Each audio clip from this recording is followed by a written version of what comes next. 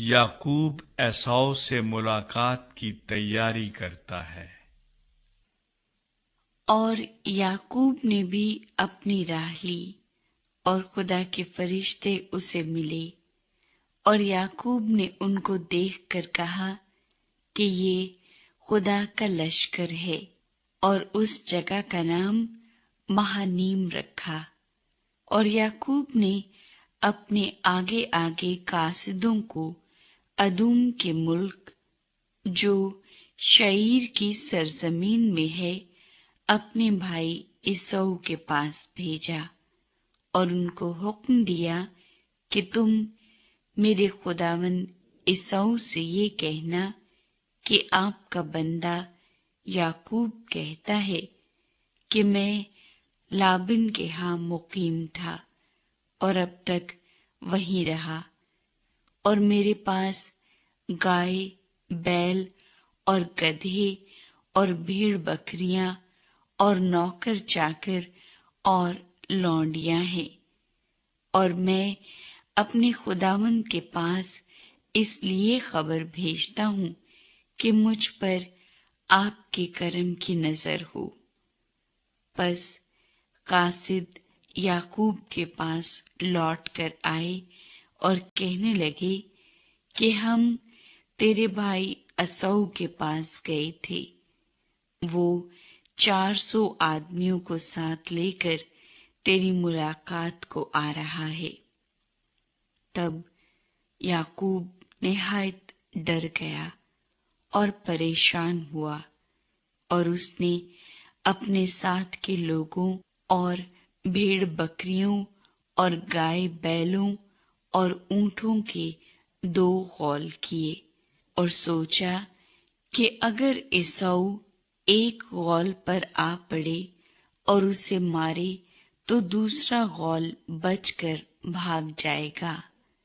और याकूब ने कहा, ऐ मेरे बाप इब्राहिम के खुदा और मेरे बाप इसहाक के खुदा, ऐ खुदावंद जिसने मुझे ये फरमाया कि तू अपने मुल्क को अपने रिश्तेदारों के पास लौट जा और मैं तेरे साथ भलाई करूंगा।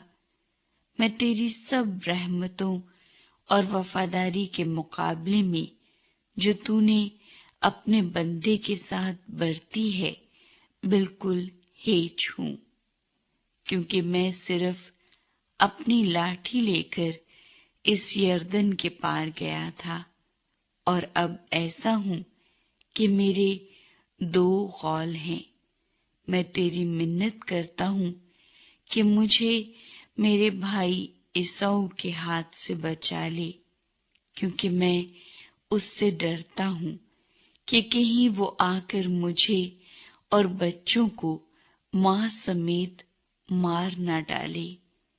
ये तेरा ही फरमान है कि मैं तेरे साथ जरूर भलाई करूंगा और तेरी नस्ल को दरिया की रेत की मानंद बनाऊंगा, जो कसरत के सबब से गिनी नहीं जा सकती।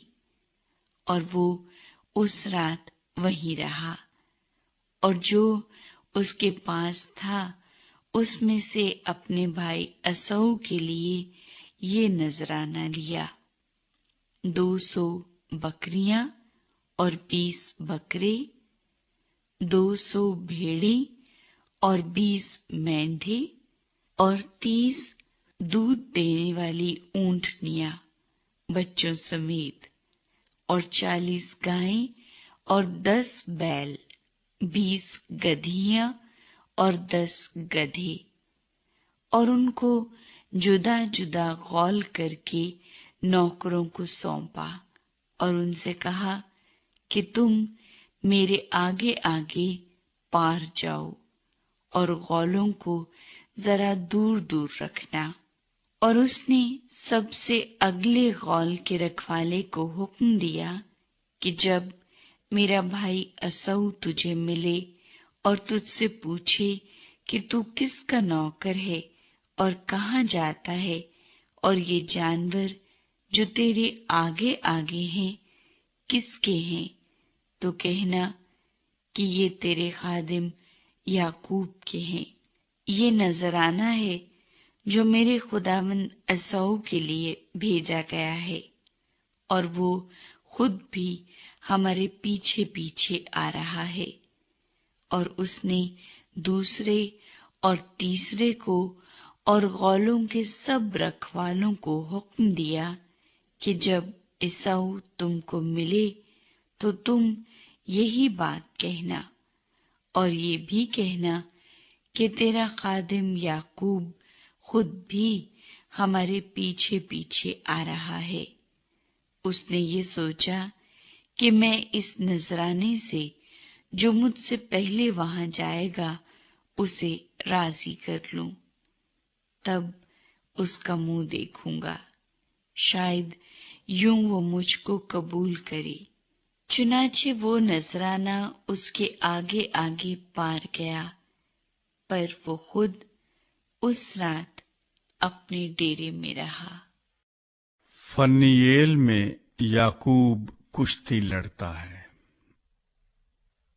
और वो उसी रात उठा और अपनी दोनों बीवियों, दोनों लौंडियों और 11 बेटों को लेकर उनको यबूक के घाट से पार उतारा और उनको लेकर नदी पार गिराया और अपना सब कुछ पार भेज दिया।